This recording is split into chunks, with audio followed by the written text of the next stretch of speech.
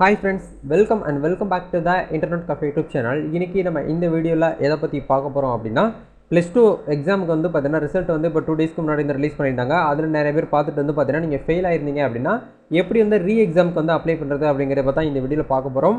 Re exam date வந்து எப்போ நடக்கும், அதுக்கு எப்படி அப்ளை பண்றது, அதுக்கு உண்டான ப்ரொசீஜர் என்ன அப்படிங்கிறது எல்லாமே உங்களுக்கு இந்த வீடியோல ஷேர் பண்ண போறேன் நண்பா.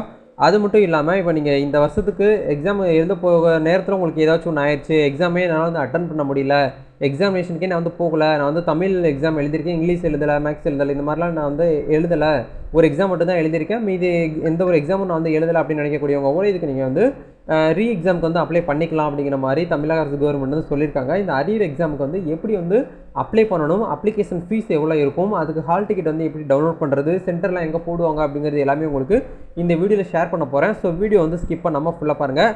இதை பற்றின ஒரு இன்ஃபர்மேஷன் வந்து பார்த்தீங்கன்னா பள்ளிக்கல்வித்துறையில் வந்து பார்த்தீங்கன்னா அரசு தேர்வு இயக்கத்துலேருந்து வந்திருக்கு. இதை பற்றி இன்றைக்கி நான் உங்களுக்கு வந்து ஷேர் பண்ண போகிறேன்.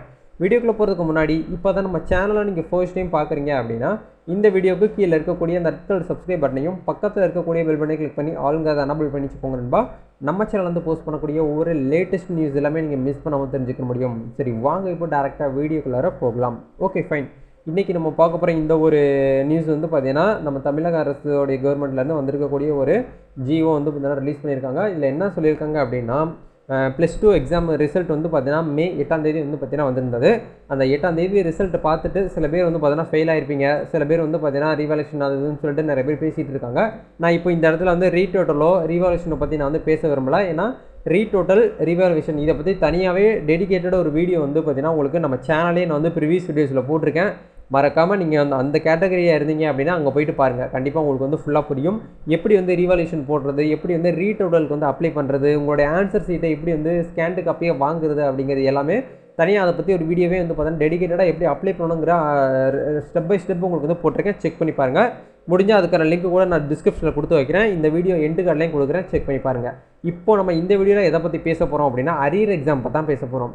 கண்டிப்பாக வந்து பார்த்தீங்கன்னா எல்லாருமே வந்து எக்ஸாமில் வந்து பார்த்தீங்கன்னா எழுதிருப்பீங்க. அதில் எழுதிட்டு உங்களை அறியாமையே இல்லை மார்க் திருத்தினதாச்சும் வந்து ஃபெயில் ஆகிட்டீங்க, இல்லை எக்ஸாமுக்கே நீங்கள் வந்து போகலை அப்படிங்கிற பட்சத்தில் ரீ எக்ஸாம் வந்து எழுதலாமா அப்படின்னு கேட்டிங்கன்னா கண்டிப்பாக எல்லாருனாலுமே வந்து எழுத முடியும். நீங்கள் ப்ரைவேட்டில் படிச்சிருந்தாலும் ஓகே, கவர்மெண்ட்டில் படிச்சிருந்தாலும் ஓகே, இதை வந்து எழுதிக்கலாம் அப்படிங்கிற மாதிரி வந்து சொல்லியிருக்காங்க.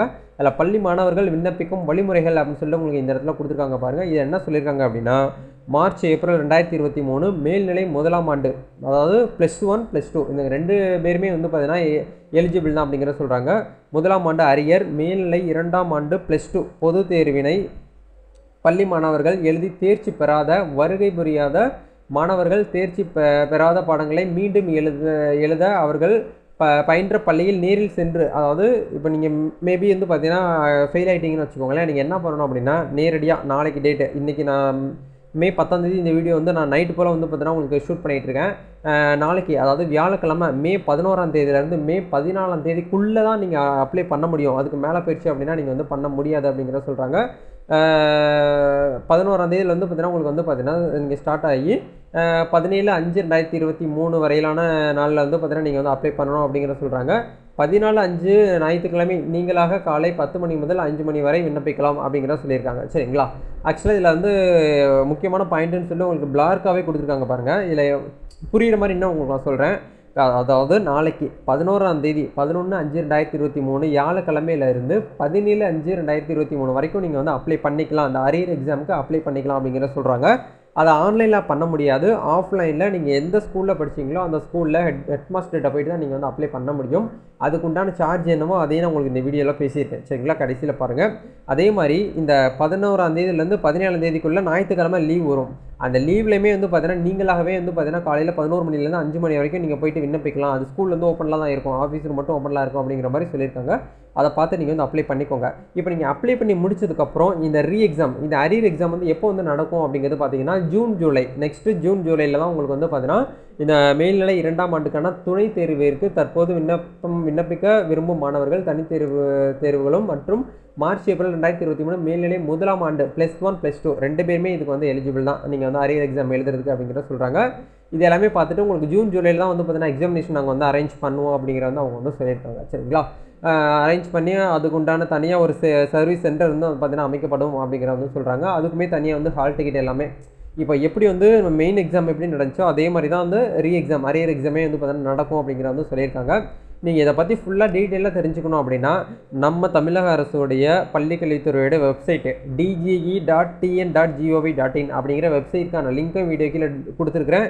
இந்த நியூஸ் காப்பியுமே உங்களுக்கு வீடியோ கீழே கொடுத்துருக்கேன். மேபி நான் அந்த வீடியோவை நீங்கள் பார்க்குறவங்க ரொம்ப ஸ்பீடாக நான் பேசிட்டேன் அப்படின்னு நினைக்கக்கூடியவங்க இதை தெளிவாக உட்காந்து நல்லா படித்து பாருங்கள். ஃபோனில் படித்து பார்த்துட்டு அதுக்கப்புறம் நீங்கள் வந்து எப்படி அப்ளை பண்ணணும் அப்படிங்கிறதையும் நீங்கள் வந்து தெரிஞ்சுக்கோங்க. சரிங்களா? இந்த பிடிஎஃப் லிங்க்கும் நான் வீடியோ கீழே கொடுத்துட்றேன். மறக்காமல் போய்ட்டு செக் பண்ணி பாருங்கள் வீடியோ பார்த்து முடிச்சதுக்கப்புறம். ஓகேங்களா? இப்போது எக்ஸாம் எழுதுறவங்களுக்கு ஒவ்வொரு சப்ஜெக்ட்டுக்கும் எவ்வளோ வந்து கேட்குறாங்க அப்படின்னா ஒரு சப்ஜெக்ட்டுக்கு வந்து 50 ரூபா கேட்குறாங்க. சரிங்களா? நீங்கள் ஆன்லைனில் அப்ளை பண்ணுறது வந்து 70 ரூபா கேட்பாங்க. நீங்கள் வந்து ஆஃப்லைனில் பண்ணுறீங்க அப்படின்னா 50 ரூபா கேட்குறாங்க. அடிஷ்னல் கட்டணம் அதாவது இதர கட்டணமாக வந்து பார்த்தீங்கன்னா 35 ரூபா அப்படிங்கிற மாதிரி உங்களுக்கு வந்து கொடுத்துருக்காங்க. சரிங்களா? ஏற்கனவே மேல்நிலை 2ஆம் ஆண்டு பொதுத் தேர்வு எழுதி அதாவது நீங்கள் ஃபெயில் ஆகிட்டீங்க அப்படின்னா ஃபெயிலான பாடங்களில் தேர்வு எழுதும் தேர்வர்கள் மற்றும் மேல்நிலை 1ஆம் ஆண்டு +1 தேர்வு எழுதி தோல்வியுற்ற பாடங்களில் தேர்வு எழுதுவோர் அப்படின்னு சொல்லிட்டு உங்களுக்கு வந்து கொடுத்துருக்காங்க. அதாவது நீங்கள் வந்து +1 +2 2 பேருமே வந்து பார்த்தீங்கன்னா நீங்கள் ஏற்கனவே ஃபெயில் ஆகிட்டு மறுபடியும் எக்ஸாம் எழுதுறீங்க அப்படின்னா ஒவ்வொரு சப்ஜெக்ட்டுக்கும் நீங்கள் வந்து 50 ரூபா வந்து பே பண்ணி நீங்கள் வந்து எழுதணும் அப்படிங்கிற சொல்கிறாங்க. மேல்நிலை 2ஆம் ஆண்டு தேர்வினை முதன்முறையாக எழுதுள்ள தேர்வர்கள், அதாவது இப்போ தான் ஃபஸ்ட் டைம் நான் வந்து எழுத போகிறேன், நான் வந்து அந்த எக்ஸாம் நேரத்தில் அந்த மார்ச் மாதம் நடந்துச்சுல மெயின் எக்ஸாம் அந்த நேரத்தில் நான் வந்து போக முடியல, நான் வந்து ஆப்ஷன் ஆகிட்டேன், எனக்கு எமர்ஜென்சி ஏதாச்சும் ஒரு சுச்சுவேஷன் ஆயிடுச்சு அதனால் நான் போக முடியல அப்படின்னு நினைக்கக்கூடியவங்களுக்கு ஒரு ஆப்பர்ச்சுனிட்டி, திரும்பவும் ஒரு வாய்ப்பு உங்களுக்கு வந்து கொடுக்குறாங்க பாருங்கள். இதுதான் வந்து பார்த்தீங்கன்னா ஒரு சூப்பரான ஒரு விஷயம். இந்த வாய்ப்பு வந்து பார்த்தீங்கன்னா யூஸ் பண்ணிக்கோங்க. சரிங்களா? மேபி நீங்கள் வந்து போகலை, நான் வந்து ஆப்சென்ட் ஆகிட்டேன் அப்படின்னு நினைக்கக்கூடியவங்க மறுபடியும் நீங்கள் வந்து ட்ரை பண்ணிக்கலாம், புதுசாக வந்து எக்ஸாம் வந்து எழுதலாம் அப்படிங்கிற சொல்கிறாங்க. எக்ஸாமாக எழுதலாம். அதுக்கு வந்து பார்த்தீங்கன்னா பெர் சப்ஜெக்ட்டுக்கு உங்களுக்கு வந்து பார்த்தீங்கன்னா 150 ரூபா அப்படிங்கிற சொல்கிறாங்க. இதர கட்டணம் 35, மொத்தமாக வந்து பார்த்தீங்கன்னா 185 ரூபா. நீங்கள் யாருக்கிட்ட பே பண்ணணும் அப்படின்னா நீங்கள் எந்த ஸ்கூலில் படிக்கிறீங்களோ அந்த ஸ்கூல்லையே ஹெட்மாஸ்டர்கிட்ட நீங்கள் வந்து பே பண்ணால் போதும் அப்படிங்கிறத வந்து சொல்கிறாங்க. சரிங்களா? தேர்வு கட்டணம் மற்றும் ஆன்லைன் பதிவு கட்டணத்தை சேவை மையத்தில் அப்படி இல்லைன்னா வந்து பார்த்தீங்கன்னா பள்ளியில் பணமாக செலுத்த வேண்டும் அப்படிங்கிற சொல்கிறாங்க. சேவை மையம் அப்படின்னா வந்து பார்த்தீங்கன்னா சேவை மையம் அப்படிங்கிறது வந்து பார்த்தீங்கன்னா நீங்கள் வந்து கணக்கில் வச்சு சேவைன்னு போட்டுருவாங்க. சேவை மையம்ங்கிறது வந்து பார்த்தீங்கன்னா ஒவ்வொரு டிஸ்ட்ரிக்ட்னு சொல்லிட்டு பள்ளிக்கல்வித்துறை கண்டிப்பாக வந்து இருக்கும். அங்கே போய்ட்டு நீங்கள் வந்து பண்ணிக்கலாம். அப்படி இல்லைன்னா வந்து பார்த்தீங்கன்னா நீங்கள் டேரெக்டாக எனக்கு தெரிஞ்சு நீங்கள் ஸ்கூலில் போயிட்டு பண்ணுறதே பெட்ரு தான். ஏன்னா நீங்கள் எதுக்கு அங்கே இங்கேயும் அலைஞ்சிக்கிட்டு தெரியாத விஷயத்தை வந்து பார்த்தீங்கன்னா மண்டையை போட்டு குழப்பிக்கிட்டு பிச்சுக்கிட்டு உங்களுக்கும் உங்கள் ஸ்கூலுக்கும் கண்டிப்பாக என்றைக்குமே கனெக்ஷன் இருக்கும். அங்கே போய்ட்டு நீங்கள் ஹெட்மாஸ்டர்கிட்ட கான்டாக்ட் பண்ணிங்களா இந்த எல்லா விஷயத்தையுமே உங்களுக்கு வந்து சொல்லிடுவாங்க. தெளிவாக வந்து பார்த்தீங்கன்னா அப்டேட் பண்ணிடுவாங்க.